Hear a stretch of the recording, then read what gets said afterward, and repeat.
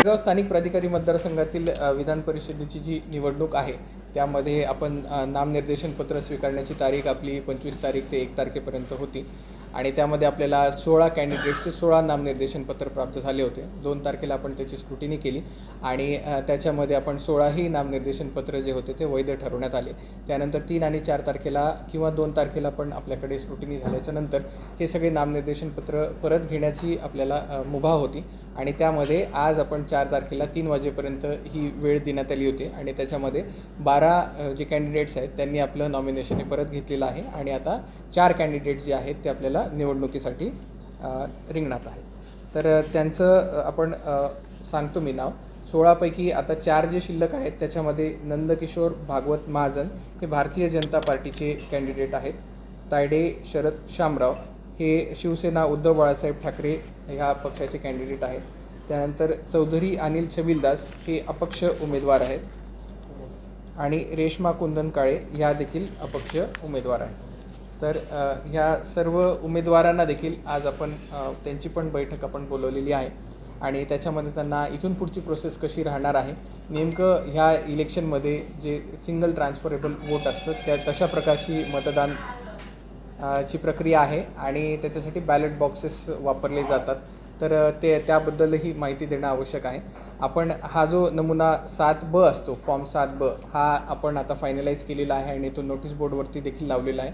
सर्व कॅन्डिडेट्सला त्याची कॉपी देण्यात आलेली आहे। आपल्यालाही ती कॉपी आम्ही देणार आहोत आणि त्यासोबतच ही कॉपी आपण आपले CEO साहेब आहेत त्यांनाही पाठवलेली आहे आणि इलेक्शन कमिशन ऑफ इंडियालाही पाठवलेली आहे आणि त्याचं प्रिंटिंगसाठी जाणार आहे।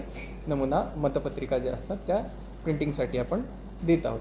आपण बाकी इलेक्शनचे जे आपला MCC जो आहे तो इलेक्शनची घोषणा झाल्यापासूनच लागू झालेला आहे आणि आता 25 जूनपर्यंत तो इन्फोर्स राहणार आहे।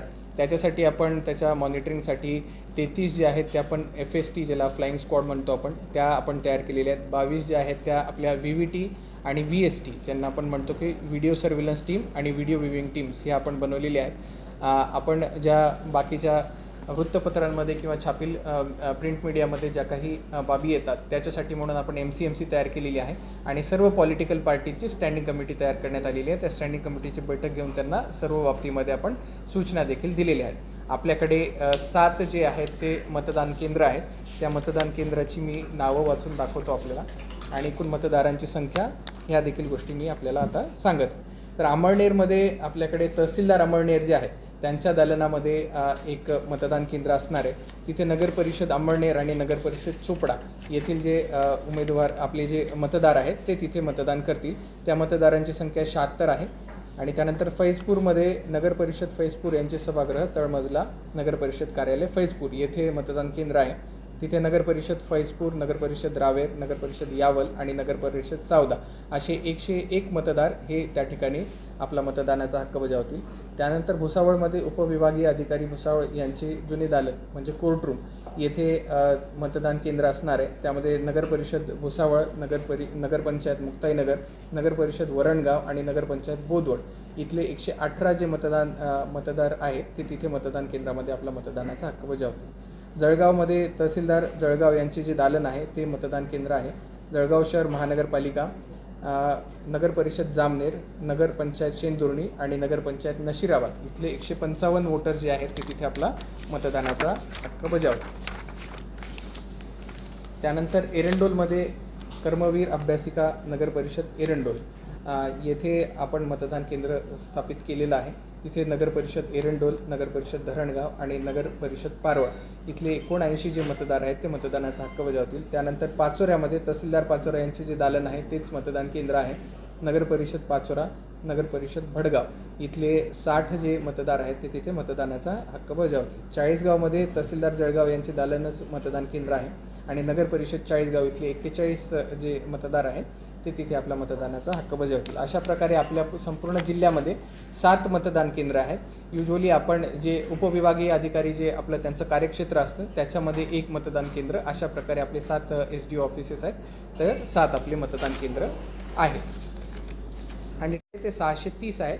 त्याच्यामध्ये 315 जे आहेत मेल्स आहेत आणि 315 फिमेल्स आहेत। त्यासोबतच ह्या ज्या मतदान प्रक्रिया आहेत त्या मतदान प्रक्रियेमध्ये जसं मी आधी पण सांगितलं की बॅलेट पेपरनी मतदान होतं आणि सिंगल ट्रान्सफरेबल वोट जे आहे त्या पद्धतीचं मतदान होतं. तर त्याच्यासाठी काही इन्स्ट्रक्शन्स आहेत जे की इन्स्ट्रक्शन मॅन्युअलमध्ये पण आपल्या उपलब्ध आहेत. त्याचे अनेक्षर 11(1)(c) आणि अनेक्षर E हे जे आहेत ते आपण प्रत्येक मतदाराला देणार आहे, प्रत्येक कॅन्डिडेटला देणार आहे आणि आपल्याला पण देणार आहे आणि त्याचं प्रात्यक्षिक देखील आयोजित करणार आहोत आपण, जेणेकरून कुठल्याही मतदाराला त्याच्यामध्ये काहीही शंका राहणार नाही. कारण ती थोडी आपली जी एरवीची मतदान प्रक्रिया आहे EVMच्या माध्यमातून जी आपण घेतो त्यापेक्षा ही थोडी वेगळी मतदान प्रक्रिया आहे. तर त्याची जाणीव जागृती आणि प्रचारप्रसिद्धी ही आपल्यामार्फत करणं देखील आम्हाला अपेक्षित आहे आणि अभिप्रेत आहे. तर त्याच्यामध्ये आपण जे बॅलेट पेपर असतो त्या बॅलेट पेपरवरती समोर कॅन्डिडेटचं नाव, पॉलिटिकल पार्टीचं नाव असेल तर, आणि समोर त्यांना त्यांचा मतदान तिथं नोंदवायचं असतं. ते मतदान नोंदवण्यासाठी आपण अंकांचा वापर करतो. म्हणजे 1, 2, 3, 4 अशा प्रकारे आपल्याला प्रेफरन्सेस द्यावे लागतात. आता सध्या आपल्याकडे 4 कॅन्डिडेट असल्यामुळे जास्तीत जास्त आपण 4 प्रेफरन्सेस देऊ शकतो. हे प्रेफरन्सेस अंकामध्येच द्यायचे आहेत, ते अक्षरांमध्ये द्यायचे नाही आहेत आणि म्हणजे मराठी, इंग्लिश अशा कुठल्याही बाकी अक्षरांमध्ये हे द्यायचे नाही आहेत. त्याच्यामध्ये अंक जे असतात ते आपण मराठी असेल किंवा इंग्लिश असेल किंवा रोमन अंक असतील किंवा आपले जे शेड्यूल 8मध्ये ज्या काही लँग्वेजेस आहेत आपल्या संविधानाच्या त्या लँग्वेजेसचा वापर करता येईल जर तिथेची नेटिव्ह लँग्वेज ती असेल तर अशा प्रकारे देता येतील. जर एक पहिला प्रेफरन्स देणं हे बंधनकारक आहे. जर त्यांनी एक हा प्रेफरन्स नाही दिला तर ती मतपत्रिका अवैध ठरवण्यात येते. म्हणजे त्यांनी प्रेफरन्स 2 पासून स्टार्ट केला तर ती मतपत्रिका अवैध ठरवण्यात येते. त्यासोबतच त्यांनी जर दिलेल्या शाईचा जी आपण पेन देतो व्हायलेट कलरचा ते सोडून जर त्यांनी दुसरं कुठलंही वापर केलेला असेल तर ते देखील मतपत्रिका आपण अवैध ठरवतो. त्यासोबत इतरही बऱ्याचशा गोष्टी आहेत ज्यांची की तुम्हाला इत्यंभूत जी आहे ती आपल्याला इन्स्ट्रक्शन्स मॅन्युअलमधले जे काही प्रिंटआउट्स आहेत ते तुम्हाला देखील देण्यात येतील. त्याच्यामध्ये काही डाऊट्स असतील तर आपण त्याबद्दल विचारू शकतो. दाखवतो. ते मतदार आणि त्यांची ना प्रिंट द्यायला आम्हाला, म्हणजे आता जेवढे मतदान केंद्र आणि मतदार. हां ठीक, ओके.